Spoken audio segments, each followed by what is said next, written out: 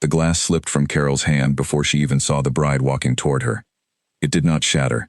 It clipped the edge of the serving cart and spun once on its base, rocking in slow wobbles until it found its balance again. Carol caught it with 2 fingers, pressed it back into place, and kept moving. Nobody noticed. Nobody ever did, and that was exactly how she preferred it. The wedding hall was a loud, beautiful mess. 200 people packed into the Elmwood Grand Ballroom, which smelled of white roses, grilled salmon, and the specific perfume that only exists when too many women wear too much of a good thing in one room. The ceiling was draped in ivory cloth that caught the golden light and threw it back in warm waves across the floor. Round tables stretched from one end of the hall to the other, each one crowded with flower arrangements tall enough to block eye contact and force conversation with whoever sat directly beside you. A string quartet played near the entrance, though no one was listening anymore. The DJ had taken over an hour ago and the music had shifted from tasteful to celebratory, to whatever genre officially describes the moment when grown adults begin dancing in ways their backs will regret by morning. Carol had worked this hall for 11 years. She knew every creak in the floor near the kitchen door. She knew which tables always ran out of water first, and which guests would never ask for more but would glance at their empty glasses with increasing frequency until someone appeared. She knew which part of the room filled with heat by 8 o'clock, and which corner stayed cool no matter how many bodies were in it. She knew the particular way evening light looked through the west windows at 6:30, how it turned everything warm and amber, how it made even tired people look beautiful for a few minutes before the shadows shifted and ordinary reality returned. She carried her tray with the ease of someone who had long since stopped thinking about it. Left hand flat, fingers spread, tray balanced at shoulder height. Her body had learned this years ago and kept the knowledge somewhere below thought, the way hands remember a door handle in the dark. She moved between tables with a practiced quietness, a kind of studied invisibility that good service required. You were meant to be felt but not seen, present but not noticed, available without being intrusive. Carol had mastered this so thoroughly that sometimes, at the end of a long shift, she felt as though she had spent 12 hours not quite existing, as though she had moved through a world that registered her only as a function, never as a person. She was 47 years old, though most people, if they thought about her at all, guessed younger. Her face was not particularly lined, not particularly soft. It was the face of a woman who had made decisions and lived inside them without complaint. Her dark hair, threaded through now with gray she had stopped fighting 2 years ago, was pulled back under the small black cap that was part of the catering uniform. She wore black trousers, a white button-down, and the same low black shoes she wore to every event. She had 3 identical pairs, which she rotated on a weekly schedule because she had learned a long time ago that the things you rely on most need to be cared for most carefully. Tonight was a Saturday, which meant double staff and a hot buffet, and the kind of schedule that left no gap between one task and the next. The wedding had started at 4 in the afternoon, at a church 2 miles from the hall. She knew because the florist had mentioned it while unloading the van at noon, and Carol had a habit of collecting small facts about the events she worked, not because she needed them but because knowing the shape of an occasion helped her anticipate what it would ask of her. The reception had been going since 6. Carol had been here since 2 in the afternoon, setting tables with Marcus and a young woman named Lucy who had started 3 weeks ago, and still held her tray with the careful attention of someone who expected it to behave unpredictably. Marcus was somewhere near the bar. He had the gift of appearing wherever conversation was warmest, a talent Carol had observed over their 6 years working alongside each other, and had never quite explained. He used it strategically, usually to charm the bartenders into sharing whatever they had been keeping back for themselves, and he never abused the gift, which was perhaps why it kept working. He would reappear when he was needed and not before. Lucy was in the kitchen, recovering from a small mishap with a bread roll that had traveled further than intended across a white tablecloth at table 6, landing in the lap of a woman who had responded with a generosity of spirit that surprised everyone, including Lucy. The woman had laughed and returned the roll and said it happened to her at home all the time, which Carol suspected was a kindness rather than a truth but appreciated either way. Carol was managing the east wing of tables alone, which she preferred. She worked faster alone, thought more clearly, noticed more. Working alone was not the same as being lonely, though she was aware that some people confused the two. She had spent a significant portion of the last 4 years making this distinction internally. It was a distinction worth making. She reached table 14, noted the near-empty water pitcher, and went to refill it. On her way back, she paused at table 11 to remove a plate a guest had pushed to the edge with the particular carelessness of someone who had already moved on from the meal entirely. Redistributed the breadbasket at table 9 where 3 of the 4 rolls had vanished and only crumbs remained. and stopped at table 7 because a woman there had knocked her fork to the floor and was looking around for help. Carol produced a clean fork from the side pocket of her apron before the woman had finished looking. The woman said thank you with a warmth that suggested she had low expectations and had just had them exceeded. Carol smiled and kept moving. The bride was on the dance floor. Carol saw her the way she saw most things at these events, peripherally, without intention, the way you notice weather. The bride was laughing, which was good. Not all brides laughed at their own receptions. Some sat at the head table with a fixed expression that looked like happiness, but was probably closer to the effort of performing happiness in front of 200 people for 6 hours straight, which was a genuinely difficult thing to sustain and which Carol had a great deal of sympathy for. This one was different. She was somewhere in her late 20s, with a wide open smile and dark eyes that moved quickly around the room, taking everything in with the ease of someone who was actually present in their own celebration, rather than slightly ahead of it, or slightly behind. Her dress was not the biggest Carol had ever seen, but it suited her completely. Simple in the skirt, detailed at the shoulders, the kind of choice that looks effortless, and has probably required months of conversation and consideration, and the discarding of several other options that were also beautiful, but were not quite right. The groom beside her was a tall man, with the look of someone who spent time outside. A lean, pleasant face, easy posture, the kind of person who seemed comfortable wherever they were. They moved well together on the dance floor, which Carol had learned over 11 years was a more reliable indicator of a good marriage than the size of the ring or the expense of the venue. Carol returned to the kitchen, exchanged her empty tray for a full one, and came back out. The second time she saw the bride, they were no longer at a distance. Carol was moving along the edge of the dance floor, taking the shorter route to the far tables, when the bride stepped backward off the floor to let a group of children run through. 4 of them, in varying sizes, their small shoes loud on the parquet, and Carol had to step sideways to avoid a collision. They ended up standing about 18 inches apart, which was close enough that not looking at each other would have been its own kind of statement, the kind that requires more deliberate effort than simply looking. The bride looked at her. Not the way guests usually looked at staff, which was either a brief acknowledging glance, polite, essentially empty, or the particular way some people look past someone they have decided, without consciously deciding it, not to fully see. She looked at Carol the way you look at someone you are trying to understand. Direct, curious, a little careful, the way people are careful when they think they are perceiving something they are not sure they have the right to. It was the look of someone who noticed things and was honest with herself about what she noticed. Carol smiled the professional smile and prepared to move on. "Wait," the bride said. She touched Carol's arm lightly, barely a touch, more of a pause, a request rather than a grip. "I'm sorry, I know you're working." "Not at all," Carol said. "Can I get you something?" The bride tilted her head slightly. Her expression was open but measured, the look of someone who was about to ask something that was not on the menu of reasonable things to ask of a catering professional on a Saturday night. "Do you sing?" she asked. Carol blinked. In 11 years of catering work, she had been asked many things.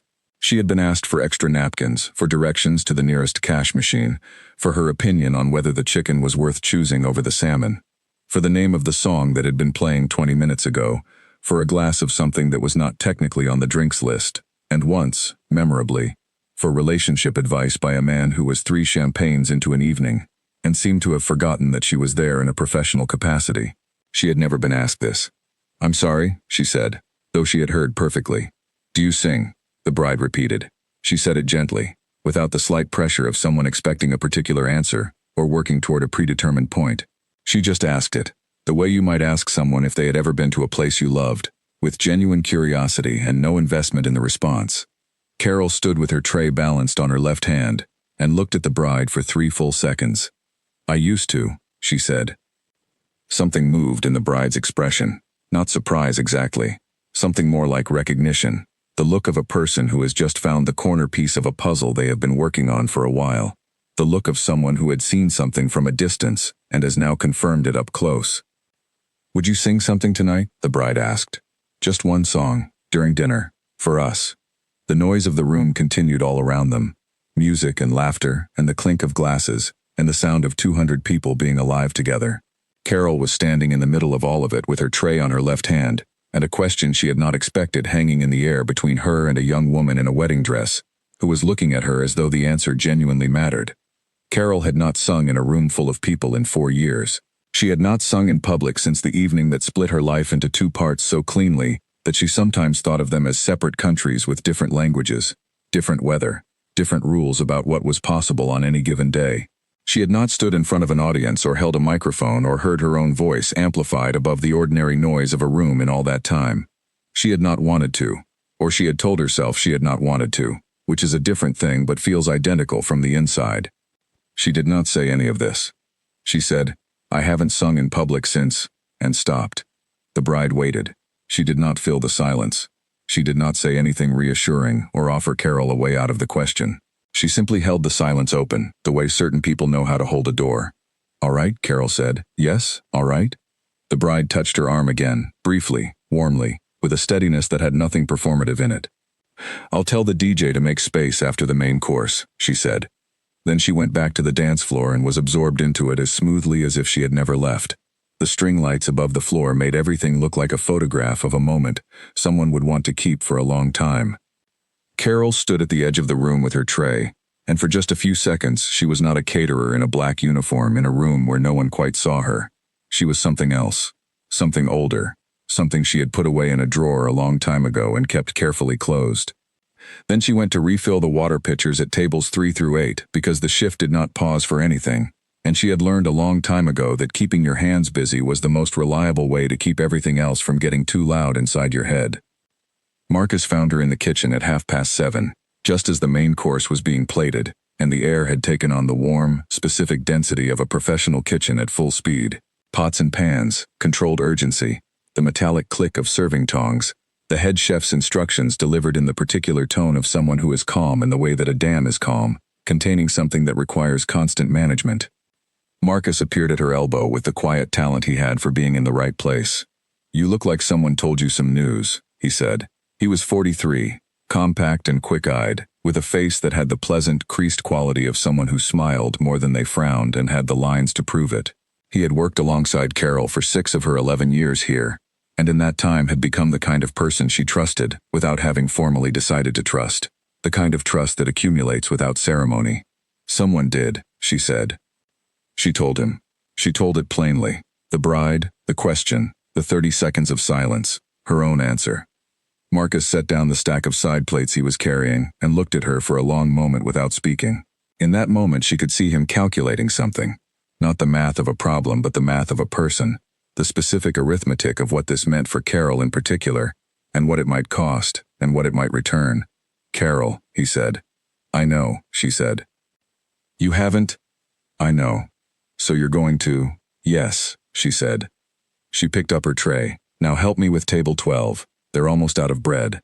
Marcus picked up his plates and followed her out of the kitchen without another word.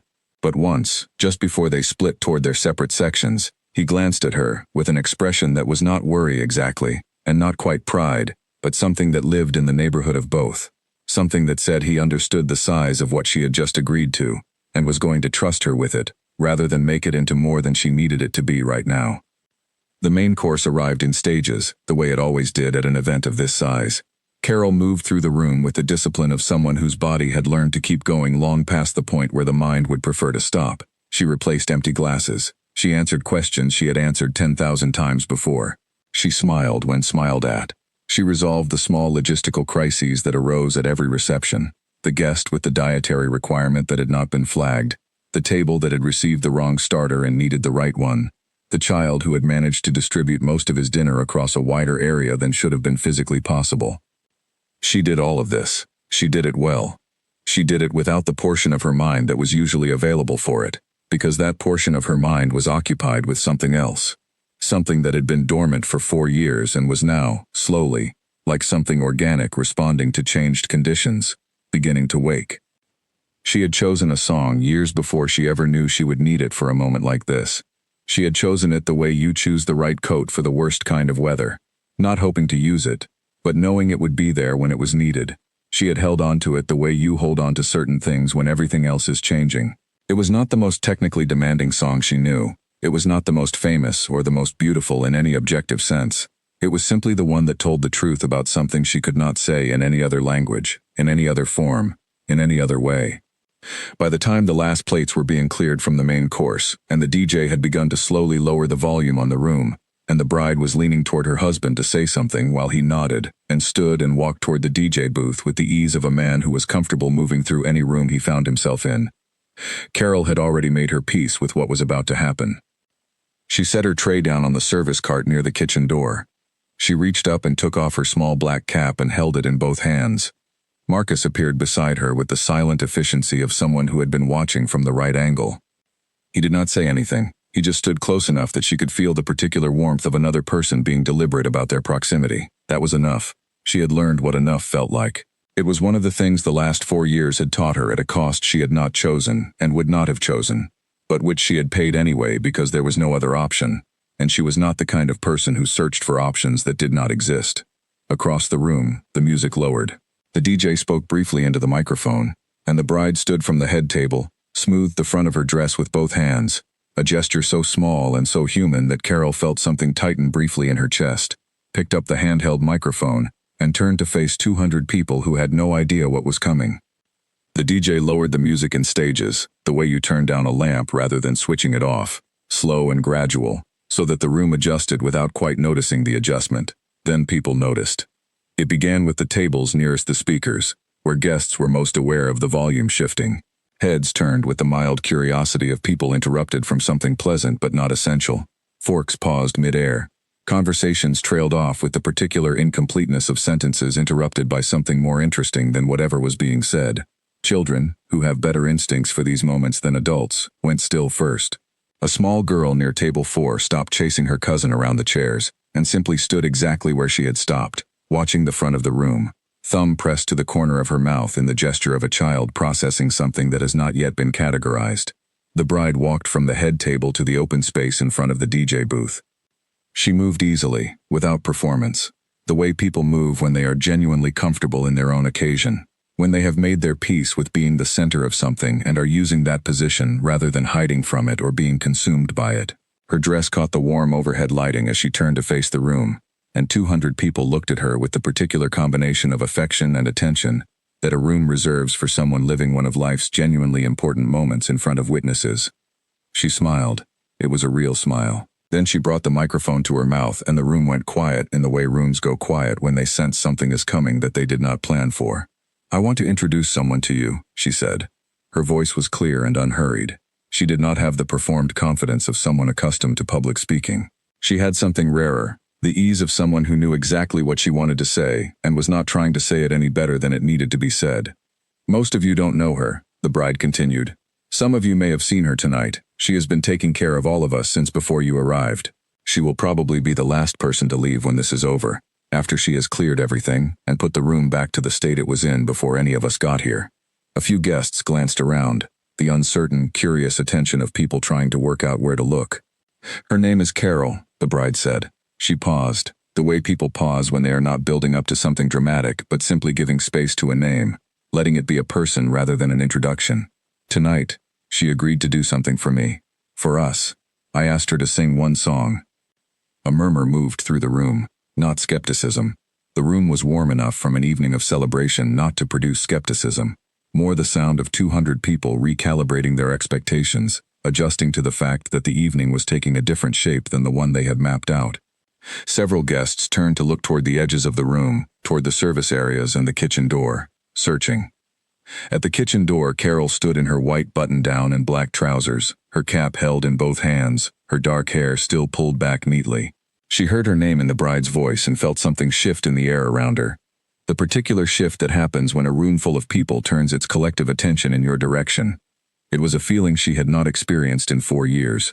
It was familiar in the way that old habits are familiar, not comfortable exactly, but known. Marcus placed his hand briefly on her shoulder. One firm, silent gesture. Then he removed it and stepped back, giving her the space of her own decision. Carol walked out. She walked across the wide floor of the Elmwood Grand Ballroom the way she had crossed it 100 times before. The same posture, the same stride, the same low black shoes on the same polished floor. Except her hands were empty. No tray, no pitcher, no cloth. She had set everything down, and walking without them felt strange in a way she had not anticipated, the way the body notices the absence of something it has carried so long it forgot it was carrying it. The room watched her. She was aware of the watching in a way she had not been aware of anything in a room for a long time. the specific, physical reality of 200 sets of eyes directing themselves toward the same place you were. She had lived in this for years. Once, she had stood in the middle of rooms like this and let the watching in, the way you open a window to let in air, deliberately, consciously, knowing it would change the temperature of everything around you. She had known what to do with a room's attention. She had known how to hold it and how to give it back. It was a skill built over a long time, in small increments, across many rooms. It did not arrive fully formed. It grew the way most real things grow, slowly, through use, through failure, through the specific education that comes from standing in front of people and not running, even when running was what your body wanted to do. She had been 16 the first time she stood at a microphone in front of people she did not know, in the back room of a hall that held perhaps 30, and the terror of it had been so complete and so physical that she had seriously considered telling everyone she was unwell and going home. She had not gone home. She had opened her mouth instead, and the first note had come out wrong, and she had fixed it, and the second note had been right, and by the time she had been singing for 40 seconds, she had understood something she had not understood before, that the fear did not go away when you stood in front of people, but it changed character, transformed from something that rooted you to the spot into something that moved through you, something like energy, something you could use if you were willing to stay still long enough to let the transformation happen. She had stayed still for 30 years. She had stood in front of rooms for 30 years and let the fear become energy and used the energy and given it back to the room. And then, 4 years ago, she had stopped. Not because she chose to stop, exactly. Because life had reorganized itself around a different center, and the rooms where you stood in front of people and sang were not the rooms that the reorganization had left space for.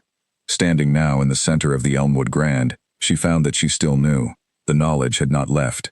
It had only been waiting, stored in the body the way the body stores everything that has been done repeatedly and honestly, not in memory exactly, but in muscle and breath and the particular quality of stillness that a person achieves when they know what is about to happen and have decided to let it.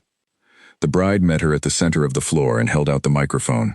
She held it with both hands, carefully, as though it were something that belonged to Carol and she was simply returning it. Carol took it. They stood facing each other for a moment. The noise of the room, the particular low-level sound of 200 people holding their breath just slightly, surrounded them both. The bride said nothing. She did not need to.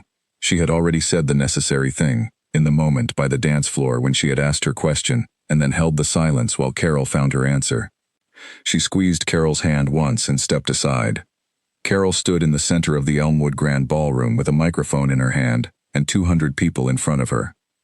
She had stood in front of rooms before, smaller ones at first when she was young, the church hall in her hometown where the acoustics were terrible and the ceiling was too low and everyone clapped too enthusiastically to compensate for both. Then larger ones, over years, as the things she could do became the things she was known for doing. She had sung in function rooms and small theaters, at local festivals where the stage was temporary and the sound equipment unreliable, at late-night events where the audience was tired but present, at celebrations of various kinds and once, memorably, at a civic hall event where the microphone had failed halfway through her third song and she had finished the set without it because stopping on behalf of a piece of equipment had seemed, at the time, like an unacceptable surrender. She had stood in front of rooms before, but it had been 4 years. 4 years, 7 months, and 12 days. Not that she was counting, except that she was, in the way that you count things you have not chosen to count but cannot stop. In 4 years, the muscles that hold a performance in place can soften. The specific confidence of a person who does a thing regularly is different from the confidence of a person who did a thing and has stopped. Carol was aware of this difference in a precise, physical way. She looked at the room. The room looked back. She found the bride, standing to the side with her husband, his arm easy around her shoulders, both of them watching. The bride's expression was steady and warm, the expression of someone who has made a decision they are at peace with and is interested in what happens next. Carol breathed in. She had chosen this song before she had known she would need it for a public moment. She had carried it for 4 years the way you carry something that is too important to use casually, but too essential to put down. It was the song she had sometimes sung alone, quietly, in the car or in the kitchen at 6 in the morning, when the house was at its most empty and the day had not yet asked anything of her. She had never sung it in front of anyone. She had not known, until this moment, that she had been waiting for the right room. She breathed in. And then, in a voice that had not been heard in public for 4 years, Carol began to sing. What happened in the room did not happen all at once. It began quietly, the way all real things begin. Not with a dramatic arrival but with a gradual accumulation of weight, the way weather builds before you notice the sky has changed. A woman near the back of the room put down her fork. Not because she had finished eating, not because she was startled. Her hands simply needed to be free, and she could not have told you why if you had asked her, so she set the fork down quietly and her hands went to her lap and she went very still and listened. A groomsman at table 9 who had been leaning across to finish a story he had been telling since before the main course arrived, a good story, a funny one, the kind that builds to something worth waiting for, simply stopped talking. The story evaporated from him. He leaned back slowly in his chair and turned to face the front of the room, and the man he had been talking to did the same thing without discussion, the way two people step aside simultaneously for the same car without needing to coordinate. At the head table, the bride's mother held a champagne glass she had been about to sip from. She had been happy all evening, genuinely, fully happy. The happiness of a parent watching their child make a choice they believe in. She sat with the glass held in both hands in her lap and her eyes went to Carol and something moved across her face. Something that lived underneath the happiness. Something that had been sitting quietly beneath the bright surface of the day and had not found its way up until this moment. Two men at table 12, both of them large, easy, the kind of people who would have told you confidently that they were not particularly moved by music, that they appreciated it but were not affected by it in any physical way, sat with identical expressions. Slightly open, slightly surprised at themselves, both of them looking at the same woman in the same direction and saying nothing. The groom felt his wife's hand tighten on his arm. He looked at her face. She was watching Carol with the expression he would spend weeks afterward trying to describe, and would fail every time, because it was the specific expression of someone seeing a truth confirmed that they had felt before they could name it, and that kind of expression does not translate into language. It only translates into itself. The children stopped moving. The small girl near table 4 was still exactly where she had stopped, thumb at the corner of her mouth, body very still, absorbing something she could not yet categorize and would not be able to categorize for many years, but which would live in her nonetheless. The DJ stood behind his booth with his arms at his sides and the next track ready and completely untouched and watched Carol sing. Carol sang. Her voice was a contralto, warm and low, carrying the specific quality that exists in a voice that has been used for real things over a long time. Not a voice that had been trained exclusively for performance. A voice that had sung in kitchens and in cars and at bedsides and in church halls and at late-night events. A voice that had been used for every purpose a voice is used for, and had become richer for all of it. It was not showy. It had never been showy. It was a voice that moved toward you rather than performing at you. That felt private despite filling an entire room. That carried the authority of something honestly felt rather than technically produced. She did not move around the space. She stood exactly where she was. There was something in this stillness that the room felt before it heard the voice. The stillness of someone who was not performing but simply being, simply doing, without any element of display. The stillness of someone who had put down everything they were not and was standing in what remained. She did not close her eyes. She kept them open, directed somewhere beyond the room, beyond the tables and flowers and 200 people seated between them, somewhere else, somewhere visible only to her. People who watched her closely in those first moments would later describe the look in different ways. Some said she looked peaceful. Some said she looked like someone returning to a place they had been away from. One woman at table 11 said simply that she looked true, which was an unusual way of putting it and also the most accurate. The song was about a specific kind of loss. Not the dramatic kind that arrives all at once and announces itself in the most unmistakable terms. The quiet kind. The kind that settles in gradually, that takes up residence in ordinary moments. The particular silence on a Tuesday morning that has a different quality from any Tuesday before it. The reaching for something that is not there. The brief and terrible instant of forgetting before the remembering arrives again. The loss that takes years to fully name. The loss that lives in the body long before the mind has agreed to hold it. It was about all of this. And 200 people sat in the room and felt whatever they felt without being able to explain precisely what it was. What they would tell people later, in the days and weeks that followed, was that when Carol sang, the room became a different room. The wedding reception became something larger than a wedding reception. It became a space that held the full, complicated truth of what it means to be alive, and to love people, and to know that nothing lasts, and to celebrate anyway. To put on the white dress and fill the room with flowers and invite 200 people and dance even when your back will complain about it tomorrow, because the alternative to celebrating is something none of them wanted to think about on a Saturday evening in a room full of people they loved. The tears came in different places at different times. The bride's mother went first, silently. With a single slow tear, she did not try to stop and did not try to hide. Then a woman at table 7, a second cousin perhaps, someone from the outer ring of the guest list whom no one at the nearest tables could identify with certainty, pressed 2 fingers lightly against her mouth and looked briefly at the ceiling, before giving up on the ceiling and simply letting her eyes be wet. The 2 men at table 12 sat very still. One of them later told his wife, who had not been at the wedding, that he could not explain why it had affected him the way it had. His wife said that was usually what people said when something had reached the part of them they did not normally show to others. He thought about this for a while and agreed she was probably right. A young woman near the back who had been on her phone for most of the main course set it face down on the table without thinking. She did not pick it up for the rest of the evening. She sat with her hands in her lap instead and listened and thought about her mother, who was alive and well and lived 20 minutes away, and decided she would call her in the morning before she had the chance to talk herself out of it. An older couple near the side wall were holding hands across the table. The man had his eyes closed. The woman was looking at Carol. Neither of them was speaking, and they would not speak for the entire length of the song, which was not unusual for them. They had been married for 41 years, and had long since learned which moments required words and which did not. An older man Carol did not know, the bride's uncle, she would later learn, sat with his hands folded on the table in front of him, and his eyes very bright and very still, and he did not look away from Carol for a single second of the entire song. He was thinking about his wife.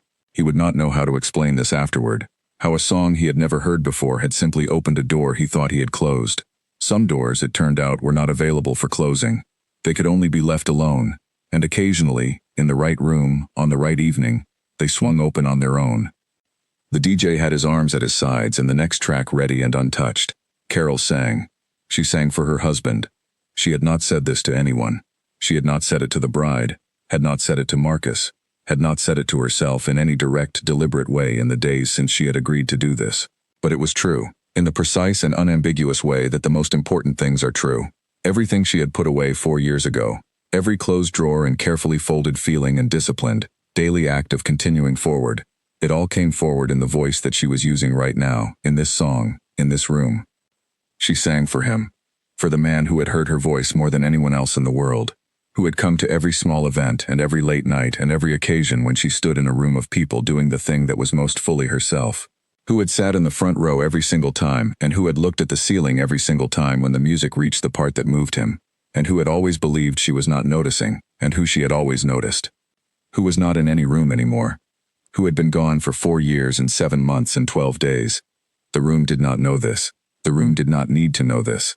What the room knew was something it could not name but absolutely felt, something that opened in the chest and stayed open, that made breathing slightly more difficult and slightly more necessary at the same time, that reminded every person in it of whatever they quietly carried, whatever they had set down for the purposes of the evening, whatever they kept folded in whatever private pocket they had designated for it. Carol sang. And then the song ended. It ended the way songs like that always end, not with a large final note or a theatrical silence, but with a slow diminishing, a sound becoming smaller until it was almost inward, almost private, the last few notes barely louder than breath, then less than breath, then silence. The silence in the Elmwood Grand Ballroom had weight. It pressed gently against everything in the room. It was not the silence of an audience waiting to react. It was the silence of 200 people who had just moved through something together and were not quite ready to leave it. It lasted 4 full seconds. Then the room broke. It was not quite applause, though applause was part of it. It was larger and less organized than applause, less controlled, more human. It was the sound of people releasing something. Chairs scraped back as people stood, voices rose. Someone at table 3 was openly crying and making no effort to conceal it, which created a kind of permission for everyone near them. Someone at table 11 was laughing, a full, real laugh, which was not strange, which was in fact the most appropriate possible response, which was in fact the same thing as crying dressed in different clothes. The children, freed from their stillness, ran toward the noise the way children always run toward the center of things. The bride crossed the floor in 5 quick steps and put her arms around Carol. She held on, not the brief, elegant hug of a wedding reception, not the arm around the shoulder warmth of a host thanking a performer, a real one, both arms, both people, the kind that happens when something real has occurred and the body needs to mark it. Carol let herself be held. She stood in the center of the room with 200 people making the sound of people who had been unexpectedly changed, and she breathed. and she let the moment be exactly what it was without trying to make it into anything different. Then the bride stepped back and looked at her. What was on the bride's face was something Carol had not prepared for. It was not the expression of someone who had arranged a beautiful surprise and was pleased with the execution. It was something more personal than that, something quieter, something that lived in the place where one person recognizes what another person has carried, and does not pretend they do not see it. Carol did not ask how the bride had known. Some things are not available for explanation. Some people can simply see what others carry, the way certain people in any room will always find the window without being told where it is. The way certain hands will always move toward the thing that is slightly out of place and correct it without fanfare. Carol handed back the microphone. The bride took it with both hands.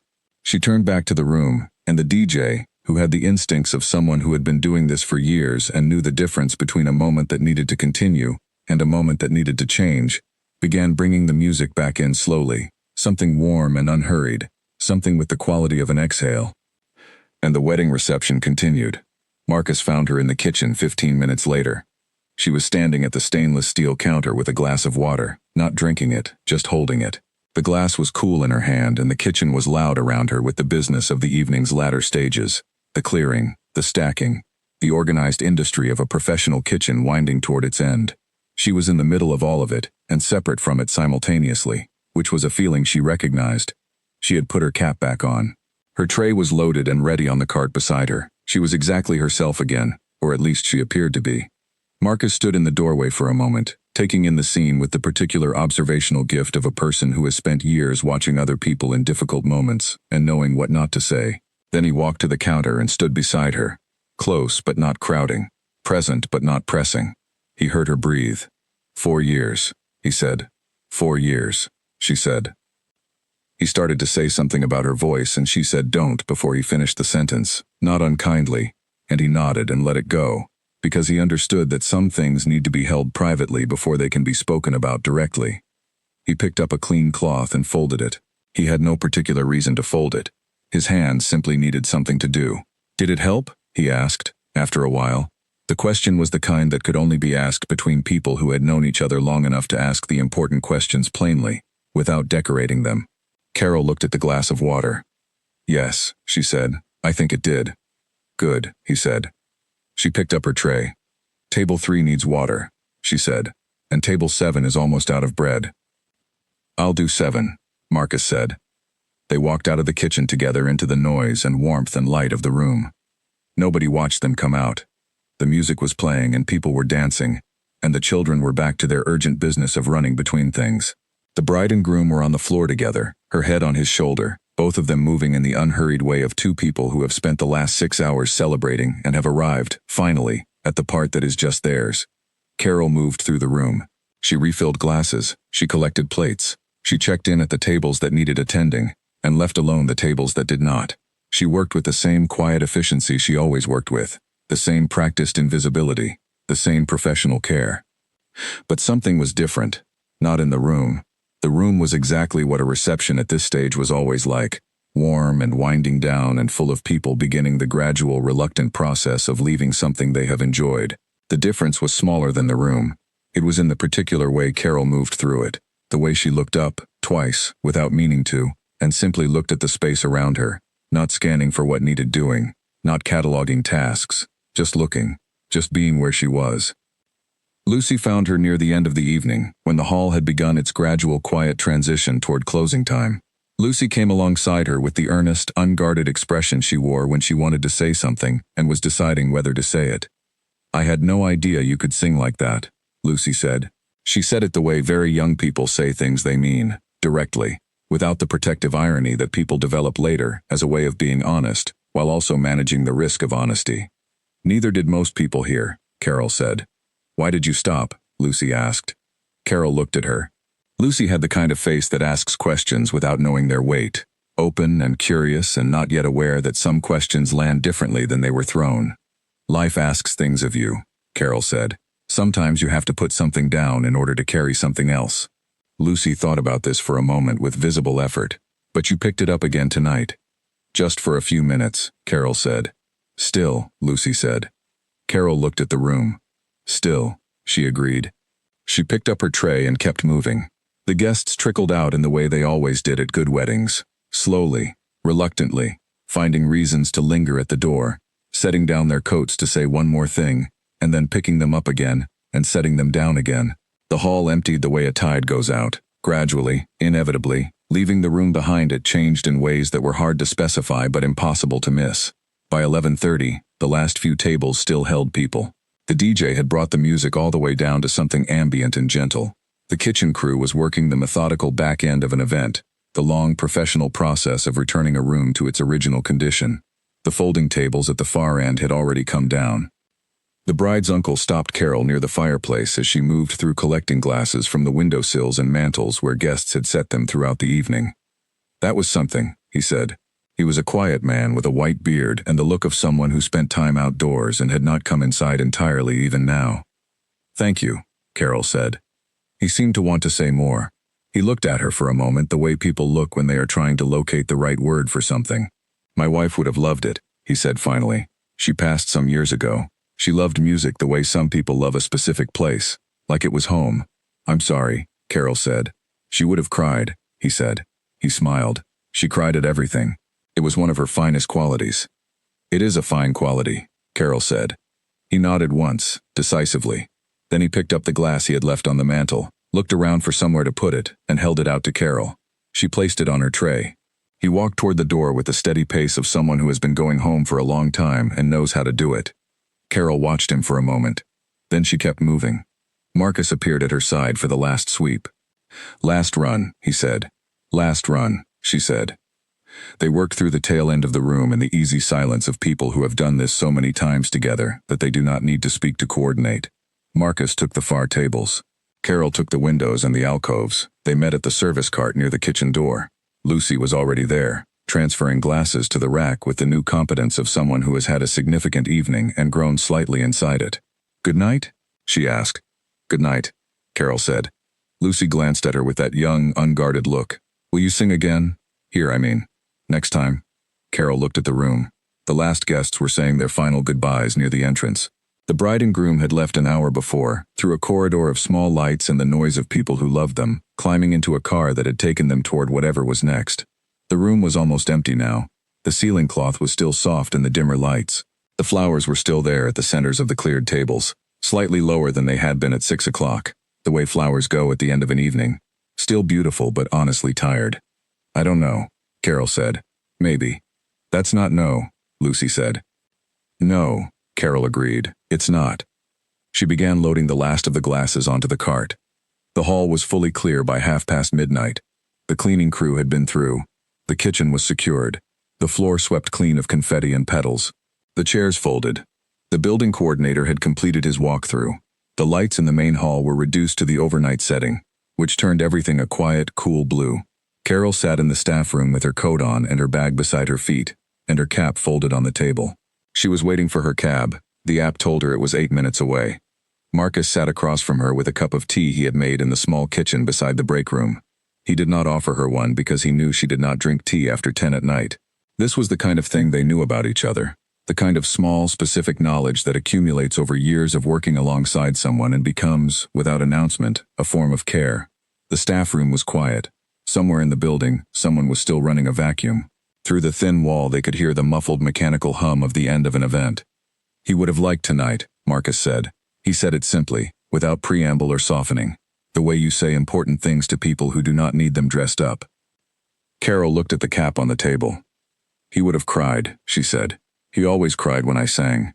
The first time he heard me, in that little pub in the town where we met, he cried into his beer and spent 10 minutes afterward pretending he had something in his eye." Marcus made a sound that was close to a laugh. "He had this way of looking at the ceiling," Carol continued. "Very casual, as though the ceiling had suddenly become the most interesting thing in the room. He did it every time for 22 years. "I know," Marcus said. "You've told me." "And every time, I pretended not to notice," she said, "because he would have been embarrassed.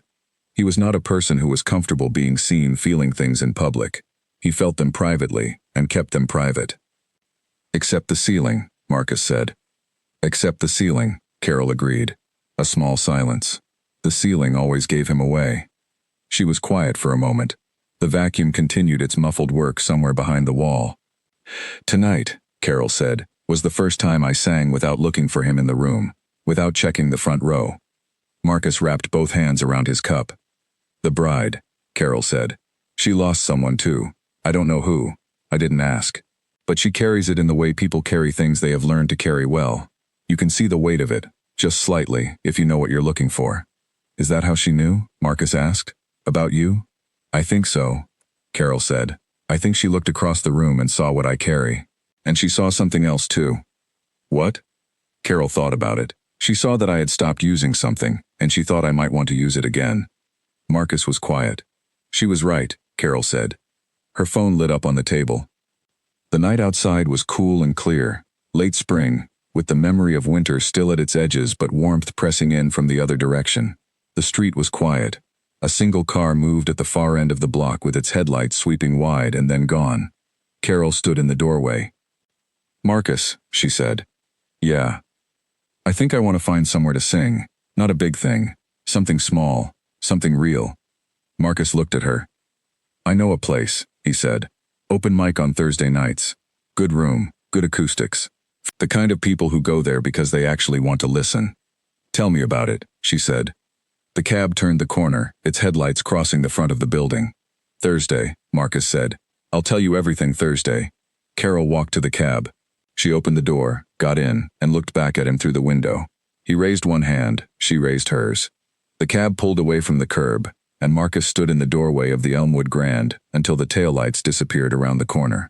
Then he went back inside to finish the last of his tea before locking up.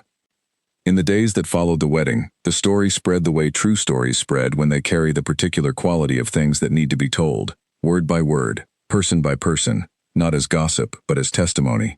The bride's mother told it to her sister the following morning over the phone. The groom's brother mentioned it at a family lunch the next Sunday. The woman at table 7, whose name turned out to be Patricia, and who had been moved more than she had expected to be moved, told it to her daughter, who worked in an office and told her 3 colleagues, 2 of whom told other people. The story did not grow in the telling. It did not acquire embellishments or dramatic additions. Stories about genuine human moments rarely do, because the truth of them is already the most interesting thing about them.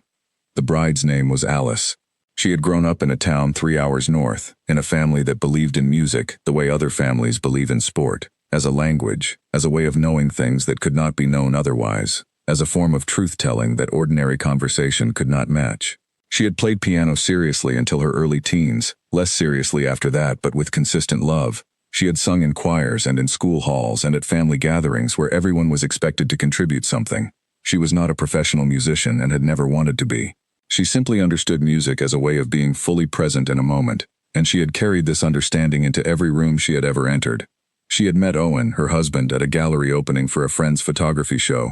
Owen worked in landscape architecture. He spent his professional days thinking about how spaces affected people, how the placement of a bench or the curve of a path or the presence of trees changed the way people moved through and experienced a place.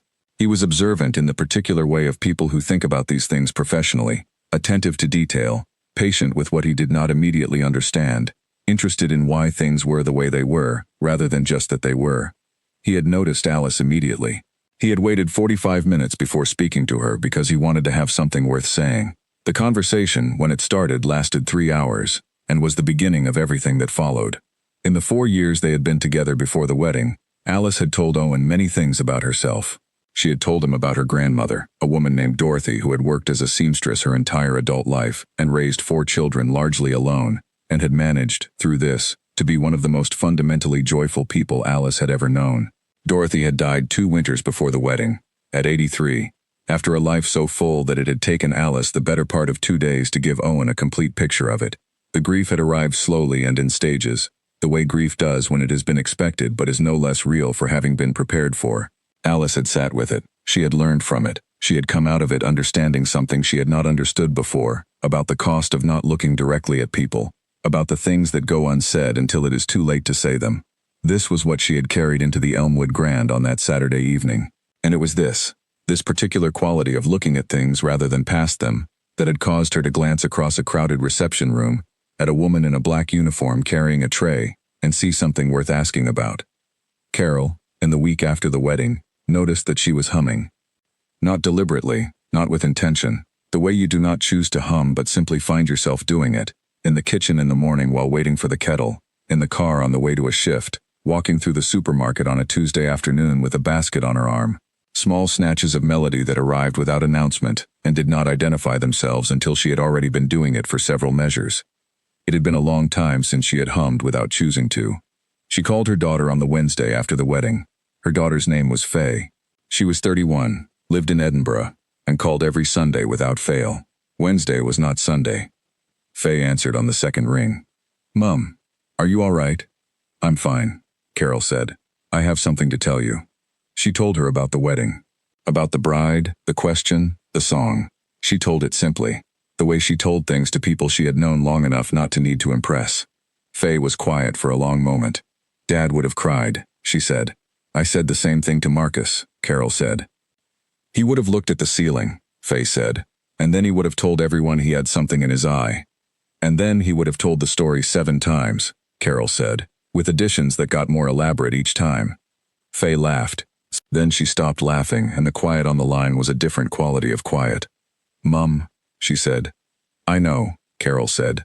"Are you really all right?" Carol thought about the question. She thought about the room, the song, the silence afterward. The bride's face, the glass of water she had held in the kitchen without drinking, Marcus standing at the back door with one hand raised. She thought about Thursday. "I'm going to sing again," she said. "Not tonight, but soon. Marcus knows a place." Faye breathed. "Okay," she said. "Okay, tell me when." "I will," Carol said. "I'll tell you when." She stood in her kitchen after the call, in the quiet of her own house, with the morning light coming through the window at the angle that turned everything warm. She stood for a while and let the house be quiet around her, and it was not a difficult quiet. Not the particular heavy silence that had lived in the house for 4 years and 7 months and 12 days. It was just a morning. She made coffee. She sat at the kitchen table and thought about a Thursday evening in a small room, with good acoustics, and people who came because they wanted to hear music. She thought about it lightly, the way you hold a plan when you want to keep it, rather than crush it. She thought about what song she would choose. She had one. Not the one she had sung at the wedding. That one had done its work and she would hold it carefully now. This one was different, lighter, slightly. The kind of song you choose when you are returning to something rather than saying goodbye to it. She thought about her husband. She did this every day and would do it every day for the rest of her life, and it was not something she was finished with or would ever be finished with. And she had made her peace with that long ago, in the particular way you make peace with the things you cannot change. But this morning the thinking arrived differently. It came without the undertow. The pull was still there. It would always be there, but alongside it, for the first time in a long time, there was something else. Something that had come through the song on a Saturday night in a room full of strangers, and stayed. She could not name it exactly. She did not think it required naming. She drank her coffee. Outside, a neighbor's child was playing in a garden. A car started somewhere down the street. In the tree outside the kitchen window, a bird was doing the reliable, unhurried thing that birds do in mornings, unconcerned with what any of it meant. Carol sat in the quiet of her house and let the day arrive. On Thursday she woke early, which was not unusual, and lay for a while in the quiet of the house before getting up. The light through the curtains was the particular pale gold of early morning in late spring, the kind of light that contains a promise without specifying what it is promising. She lay still and listened to the house around her. The small sounds of a house that has been lived in for many years and knows how to be quiet in a way that feels inhabited rather than empty. There was a difference. She had spent a long time learning the difference. She got up. She made coffee. She stood at the kitchen window with the mug in both hands and looked at the garden, which needed attention at the edges but was, in its center, doing what gardens do in late spring, producing things without being asked, insisting on its own continuation, without anyone's help or instruction. She had spent the week thinking about the song she was going to sing, not obsessively, not with anxiety, with the calm, practical attention of someone planning for a thing they have decided to do. She had tried it a few times in the house, quietly, not quite at full voice, not from lack of confidence but from the specific care you take with things you want to do properly. She had found the right key. She had found the right pace. She had found the part in the middle where the song turned and decided how she would handle the turn. By Thursday morning she was ready in the way that you are ready when you have prepared properly and have made your peace with the fact that preparation is all you can do, and the rest is what happens when you are standing in front of people and your voice is in the room. She ironed the blue dress that afternoon. She ate a proper meal at 6. She drove to the address Marcus had sent, a narrow building on a street she had passed many times without looking at, the kind of building that announces nothing about itself from the outside, that relies entirely on someone having been told about it. She had taken it from the back of the wardrobe that morning with a practical directness, the way you take out a thing that has been waiting long enough. It fit exactly as it always had.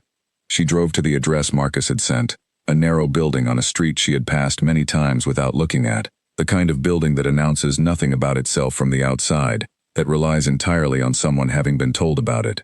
Inside there was a small stage and round tables and a lighting rig that someone had clearly installed with considerably more care than the budget typically allowed for. The room smelled of old wood and coffee, and the warm, particular smell of a place where music happened regularly. The smell of instruments, of amplifiers left on, of the specific industry that live music creates in a space over time. Marcus was already there at a table near the front with 2 glasses of water, and the particular expression he wore when he was trying not to make something into more than it needed to be right now. She sat down. "Good room," she said. "Good room," he agreed. They sat together as the evening built. 3 performers before her, a young man with a guitar who played with more confidence than precision but made up for it in genuine feeling. A woman who played both piano and harmonica and seemed entirely unconcerned by the logistics of doing both in the same song. 2 friends who sang harmonies, and kept glancing at each other in the way of people who still find it slightly delightful that they can do this together. The room was perhaps 50 people, close tables, the kind of audience that comes specifically to listen, which is rarer than it sounds and more valuable. Then Carol's name was called. She stood up from the table and walked to the stage in the blue dress and the low-heeled shoes. She took the microphone. She looked at Marcus. He looked at the ceiling. She looked at the room. She breathed in, and she sang. Somewhere, she was entirely certain, in whatever country holds the things and the people we have loved best, a man who had spent 22 years looking at architecture whenever music moved him to feelings he was not prepared to show was doing it again, failing to conceal it, as he had always failed to conceal it, being obvious in the most charming and irreversible way. She was also certain he was not particularly bothered about being obvious. Not tonight, not in this room, not with this song. The 50 people in the small room on a Thursday night listened. Carol sang. The room held them together briefly in the way that good rooms do, pulling strangers into proximity with something honest, giving them a few minutes in the presence of something true, then releasing them back into their ordinary lives carrying something they had not arrived with, something small and unnameable and completely real, something that would surface later, at unexpected moments, for weeks. This is what music has always been for, not performance, not spectacle, not the display of a remarkable voice in a remarkable room. Music is for this, for the moment when one person stands in a space and tells the truth through sound, and the truth travels across the air between them and reaches the people sitting in the dark at their small round tables, and something in them recognizes it, not because they have lived the same story, because they have lived the weight of a story, because they know what it is to carry something, because they are alive and breathing and they have loved people and lost people and celebrated and grieved and kept moving, and here is someone else doing the same thing, in a blue dress, on a small stage, on a Thursday night. Carol sang until the song was finished. Then she handed back the microphone. She walked back to the table where Marcus was sitting with 2 empty glasses of water, and the careful, restrained expression of a person who has been watching something important happen and is not going to ruin it by speaking too quickly, or saying the wrong thing, or saying anything at all, before the moment has settled into itself. He handed her a glass that the waitress had just refilled. She drank it. The room had responded the way small rooms with good listeners respond to something honest, not with the enormous collective release of the wedding hall, but with something perhaps more intimate, a warm, attentive silence lasting 2 full beats before the applause came in. When the applause came, it was the kind that means it, unhurried and certain, the kind you get when people are not applauding because it is expected but because they genuinely need to mark what has just happened. 2 people came to the table before the next act began. The first was a man of about 60 in a gray jumper who stood briefly at the edge of the table and said simply that he had not heard a voice like that in a long time and thank you. He said it the way you say something when you mean it exactly as stated and do not require a response, and then he went back to his own table. The second was a young woman of about 25 who said her mother would have loved this place and that she was going to call her when she got home tonight. Carol said she was glad, and the young woman nodded and went back to her friends, and Carol watched her go with the particular warmth of someone who has just seen one person decide to do the right thing. Then she set down the glass and sat in the small, warm room while the next performer was introduced, and she breathed, and she let herself be in the room, fully, completely, without the portion of herself held carefully in reserve, without the practiced separation from her own experience that had been necessary for a time, and had served its purpose, and had now, gently, been asked to stand down. She was in the room. She was present in it. Thursday next week, Marcus said. Carol looked at the stage, where the young man with the guitar was settling onto the stool and adjusting the microphone height with the careful attention of someone recalibrating what they might be capable of after watching the audience respond to what had just happened. Thursday next week, she said. Marcus nodded and refilled both their glasses from the jug on the table. They sat in comfortable silence while the young man found his key and began. Outside, the street was quiet, and the night was the mild, certain temperature of a season that had made up its mind about itself. The last of the cold had retreated. In the morning there would be more light than there had been yesterday, and the day after that more still, accumulating in small daily increments toward the long evenings of summer. Inside, the music continued. And Carol sat at a small round table in a room that smelled of old wood and coffee, and the honest industry of music made by ordinary people, for the simple reason that making it was necessary, and she was present in it, and she was glad of it, and somewhere behind her in the dark of the room's far corner, she was fairly certain the ceiling was doing absolutely nothing interesting at all. But he was looking at it anyway. He always did. He always would.